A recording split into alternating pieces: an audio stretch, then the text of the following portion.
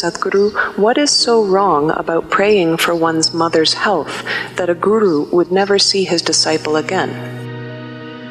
Ramakrishna saying what he said, for Vivekananda he has set different standards.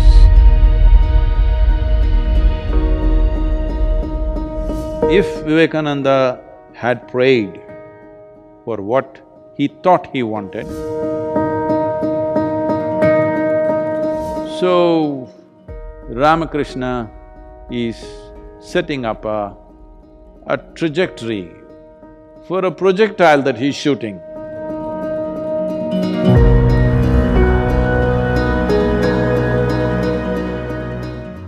Namaskaram, Sadhguru. You have told us a beautiful story of Swami Vivekananda and Ramakrishna Paramhansa. Swami Vivekananda's mother was seriously ill, and Ramakrishna told him that had Vivekananda prayed to Kali for his mother's health, Ramakrishna would never see him again. Sadhguru, what is so wrong about praying for one's mother's health that a guru would never see his disciple again? Now you're exposing how horrible the gurus are.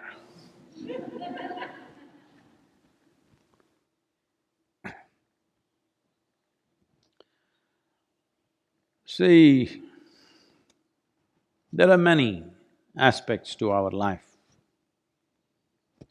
Of these many aspects, a guru means… I know that word guru is being used loosely today, management guru, marketing guru and whatever. We are not using the word in that context. When we say a guru, we are talking about someone who is committed to the ultimate nature of who you are. Well, Ramakrishna saying what he said, he wouldn't have said it to all the other hundreds of devotees who are hanging around. He says this only to Vivekananda, you must understand. Because he wouldn't talk about taking your emotions for your mother or your help or seeking divine help for your mother's health. For other people, he would have said, okay, go and pray. But for Vivekananda, he has set different standards. Because he is expecting this man to do something much more than what others will do. If he has to do those things, he should not be an asking fool. That he is not somebody who stands in front of the Devi and asks, I want this, I want that. So, for your mother's health, what he that moment needed was money. So he wants to go and ask for money. If money doesn't work, what's the next thing? You ask for a miracle. If miracle doesn't work, what is the next thing? You will ask him to raise the dead. Well, Ramakrishna knows the progression of human mind. Initially, you will say, my mother should be healthy, but she fell ill. Then you will say, I should have the money to get her treated. It didn't work. Then you want a miracle. Simply like that, she became well. Didn't work, she died. Then you want to raise the dead. So Ramakrishna, in one moment, he's seeing through this nature. And above all, he is looking at… he's preparing Vivekananda to be his instrument. And he wants a fine instrument, not a crusty one. So, preparing his instrument, is it more important than Vivekananda's mother? This is not one against the other. But see, today even you, here in United States, know who was Ramakrishna's guru. Do you know his father's name? Do you know his mother's name? Do you know his uncle, his brother? You know only his guru's name. Because for Vivekananda, Ramakrishna has become his dharma. He breeds him. But now, social pressure, he is falling back.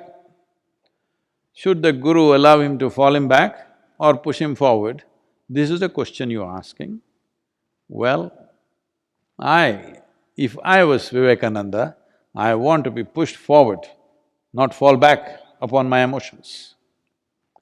And anyway, if money could save her life, I'm sure Ramakrishna would have provided something. But you're seeking divine help? No, no, no. This is something all of you must understand. This has happened a few times around me also, that you initiate somebody into a powerful process, next thing is, they want to help their mother or their uncle or their close cousin, little. They want to make him pass examination because the fool has not studied properly. Or they want him to get a lottery. Or they want him to get miraculously sit up in the bed where he is dying. The moment they do that, they will shatter everything within themselves. If, I'm saying, this is a conjecture, if Vivekananda had prayed for what he thought he wanted, well, he would have become a psychological wreck. Absolutely. So it's Guru's business to see that that doesn't happen. But 21st century, very hard to make them listen. Vivekananda, 20th century, 19th. 19th century only there was so much trouble. You can imagine my troubles. People will go, sit in front of Devi and ask all kinds of things. Because they were doing it with Dhyanalinga, I put her up and say, okay, so you have another counter to ask all these things. Because wherever there is a phenomenal sense of energy which is propelling you forward at a certain space, then when you're moving at that speed, because you're concerned about the tree, you held the tree, your arm will go. You will lose something, it will shatter you, it will break you. So Ramakrishna is wanting him to be a rocket, and the rocket wants to do this. No, rocket trajectory is already set. You don't try to do this and that. That will be a disastrous rocket. So in that context, he is saying that if you had done this, it was finished between you and me because you were anyway a broken failure rocket, a failed rocket. Does anybody go and pick it up? You may be thinking it'll go to the moon and you fired it, but it went into the ocean. Does anybody go looking for it? No, it's finished, it's over, it's burnt up. So, in that context, Ramakrishna is saying, today, if you had done that, it was over because it would be not worth seeing you because you would be broken and you're gone. What do I do with a broken instrument? Today you have heard of Ramakrishna Paramahamsa because of Vivekananda. If that instrument was broken on that day, well, Ramakrishna's offering to the world would have gone completely waste. Well, I'm glad you didn't pick up Krishna, because Krishna said, when Arjuna said, I don't want to kill all these people, 100,000 men they're talking about. Krishna said, you must kill them, then you will realize. That is even a worse example, but that's the way it is. Because when you seek ultimate nature, when you seek the source of your existence, small things, arrangements in your existence doesn't mean anything. If it means something, you do something to somebody, not because it means something to me. Let me tell you this, today is Guru Purnima, I'll tell you, don't tell anybody, okay? Whatever I'm doing, serving food to people who are starving, free education that's going on to thousands of children, so health support, the health initiatives that are going on for people who are deprived of that, and planting trees, Kaveri, all this I'm doing because it means a lot to them, not because it means anything to me. If I close my eyes, I'm done with the world, with everybody. I'm talking not just about you or somebody, everybody, everybody, that means everybody. If I close my eyes, they're all gone, they're dead. But I do these things because it means so much to them. Without fulfilling those things, they will never even aspire for anything bigger.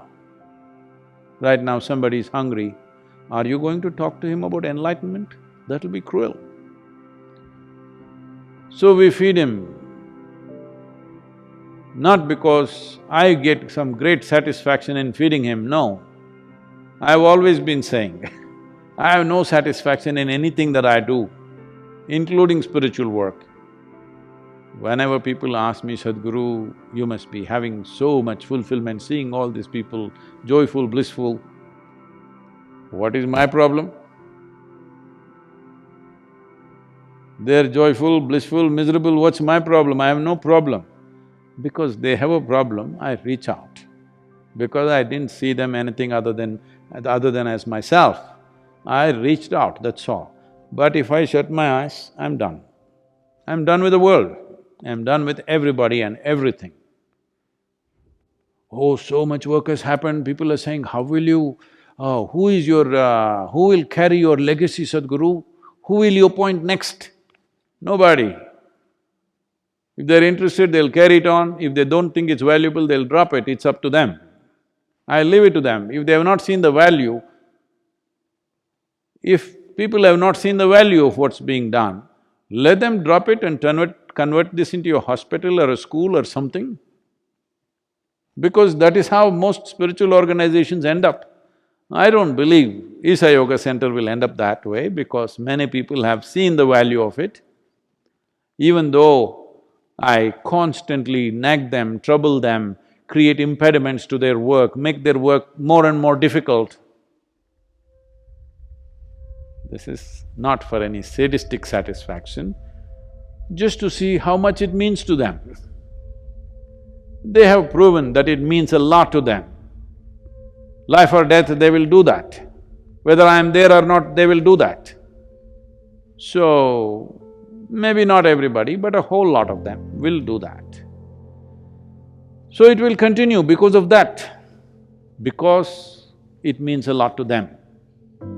Not necessarily because it means a lot to them, because it'll add to their life. It doesn't… all this work doesn't add a thing to my life.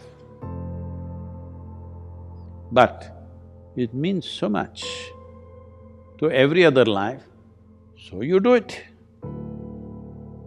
If you choose not to do, many yogis, fantastic yogis, they do nothing, they just withdraw. Nothing wrong with them being like that. So, Ramakrishna is setting up a trajectory for a projectile that he's shooting. Now this projectile is having a mind of its own, emotions of its own. Now this is dangerous. If you are shooting a rocket to the moon or Mars, if it thinks of Hawaii, Hawaii will be destroyed, for sure. So, this is a different dimension, it should never be judged by your understanding, by your emotions, by your values. This is why I said, when you come in touch with a guru, you can either… if you're using him as an inspiration, this will keep happening because somebody will keep dragging you this way, that way. See, many young boys in the yoga center, they all came determined, but then, the girls were pretty. They got married, nothing wrong. But I'm saying, like this, if you keep going and whatever small needs are taken care of, no problem. But if you change trajectory because small thoughts and emotions change, best we don't empower you. So as I said, I'm not yet in the sunset stage, I will become far more colorful as I go, watch it. But right now, heading that way, it's 4 o'clock in the evening right now, in terms of the day for me. So it is summertime, summer is here, sun is setting at almost 8:45, 9 o'clock in the night, so there's still hours left. But when it's 4 o'clock in the evening, the intensity of the sun is not like noontime. It's becoming prettier, actually, it's becoming nicer. But at the same time, it becomes selective. See, when the sun is up at 12 o'clock, it shines on everybody, because it's up there. 4 o'clock, unless you stick your neck out, it won't shine on you. That's where it's going right now. So, you must decide whether I am an inspiration for you or I am a… what? Friend, philosopher, guide for you or I am a doorway for you that you got stuck in, or I am a destination for you, or I have become your dharma. Time to decide, because this is not noon time where sun shines on everybody. You need to stick out for it to shine on you.